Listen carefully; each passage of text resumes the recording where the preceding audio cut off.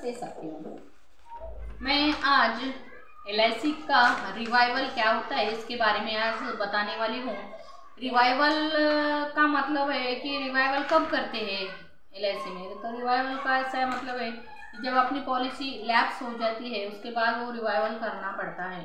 तो इसके लिए क्या क्या करना पड़ता है और ये पॉलिसी लैप्स कैसे होती है, उसका ग्रेसिंग पीरियड क्या रहता है, उसके बारे में मैं आज बताने वाली हूँ।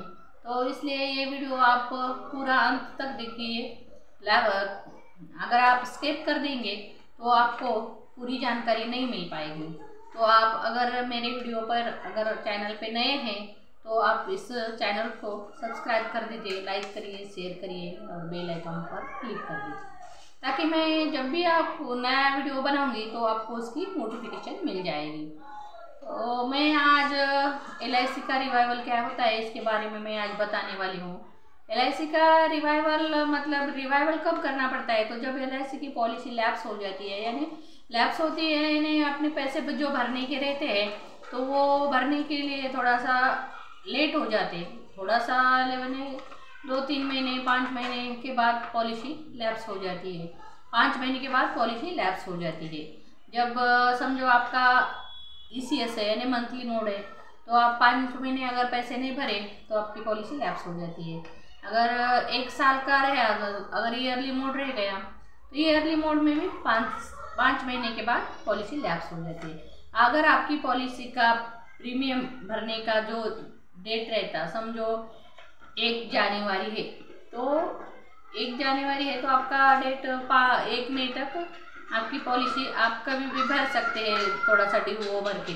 लेकिन 5 महीने कंप्लीट होने के बाद आप पॉलिसी नहीं भर सकते क्योंकि वो पॉलिसी लैप्स हो जाती है।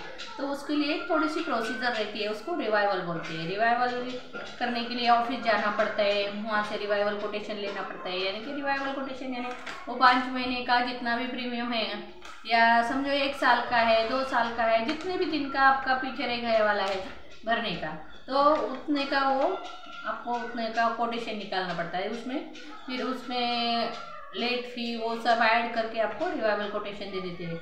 उसके बाद रिवाइवल कोटेशन लेने के बाद क्या करना पड़ेगा कि एक हेल्थ डिक्लेरेशन फॉर्म रहता है ना, उसको शॉर्ट में HD फॉर्म बोलते हैं। तो HD फॉर्म लेकर आपको उसमें आपकी पूरी जानकारी भर देनी चाहिए।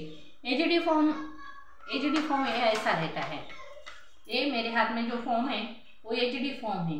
HD फॉर्म भर देना जरूरी है रिवाइवल के लिए।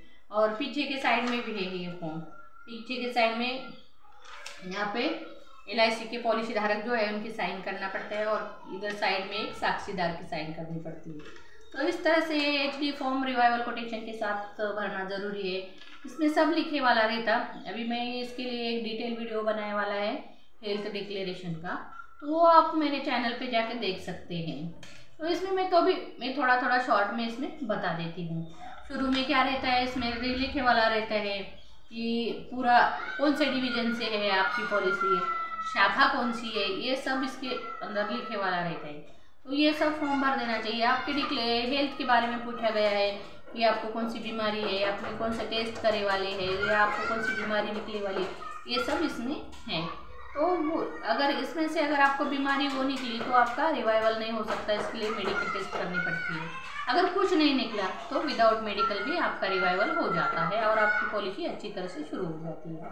तो अभी मैं इसके बारे में डिटेल वीडियो बनाने वाला है कि ये फॉर्म कैसा भरने का है, तो मैं भर के दिखाने वाला है उस वीडियो में। मेरे चैनल पे जाके आप देख सकते हैं ऐसा। तो मैं अभी तो लोन कैसा लेने का, हेल्थ डिक्लेरेशन फॉर्म कैसा भरने का, NEFT का कैसा भरने का, इसके बारे में मैंने सब कुछ अलग अलग वीडियो में बताने वाला है। तो आप मेरे चैनल पे जाके आपको जो चाहिए वो सर्च करके देख सकते हैं। अभी कैसा है, अभी जनवरी का महीना चल रहा है, अभी फरवरी मार्च में इनकम टैक्स का प्रॉब्लम आता है। अगर आपकी पॉलिसी बंद हुए वाली है तो उसका प्रीमियम भरने नहीं आता, तो इसलिए आपको जल्दी से जल्दी जो पॉलिसी लैप्स है वो शुरू कर देना चाहिए और उसका रिवाइवल लेके वो पॉलिसी अगर चालू करेंगे तो आपको LIC की जो प्रीमियम भरे वाला है उसका आपको इनकम टैक्स के लिए भी बेनिफिट लेने के लिए अच्छा रहेगा। अगर आपको नई पॉलिसी निकालने की, अगर आपकी पूरी पॉलिसी चालू है और चालू रहने के बाद भी अगर आपको इनकम टैक्स लगता है तो नई पॉलिसी लेके भी आप इनकम LIC की नई पॉलिसी लेके भी इनकम टैक्स का बेनिफिट ले सकते हैं। तो इसके बारे में मुझे अभी इतना ज़्यादा बताने का नहीं था, लेकिन बोलते बोलते सब कुछ बताना पड़ता है, ऐसा है। तो नए पॉलिसी निकालने का है तो भी निकाल सकते हैं, लेकिन पॉलिसी अगर लैप्स रहेगी तो उसमें आपको पॉलिसी निकालने की थोड़ी सी दिक्कत हो जाती है, क्योंकि ये पॉलिसी चालू करने के बाद ही नई पॉलिसी निकाल सकते हैं। कोई कोई लोग क्या करते हैं कि पहले वाले पॉलिसी बंद पड़े वाले है तो भी आप पॉलिसी निकालते रहते हैं, ऐसा नहीं होना चाहिए। तो क्या रहता है उसके पॉलिसी का जो अपन 300 नंबर का फॉर्म भरते तो उस समय में उसमें सब जानकारी देना पड़ता है। उसमें लिखे वाला रहता है कि आपकी पॉलिसी बंद है क्या, इससे पहले की पॉलिसी चालू स्थिति में है क्या, बंद है क्या, अगर बंद थी तो चालू करने के बाद आप ज़्यादा अमाउंट देके चालू करें क्या, ऐसा सब इसमें लिखे वाला रहता।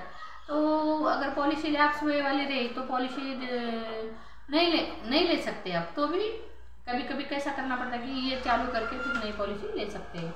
तो मैं अभी सबको ये बताना चाहती हूँ कि अगर आपकी पॉलिसी लैप्स है पहले से तो आप नई पॉलिसी निकालने के बजाय जो पॉलिसी लैप्स है उससे पहले चालू कर दीजिए, फिर नए पॉलिसी का सोचना शुरू कर दीजिए।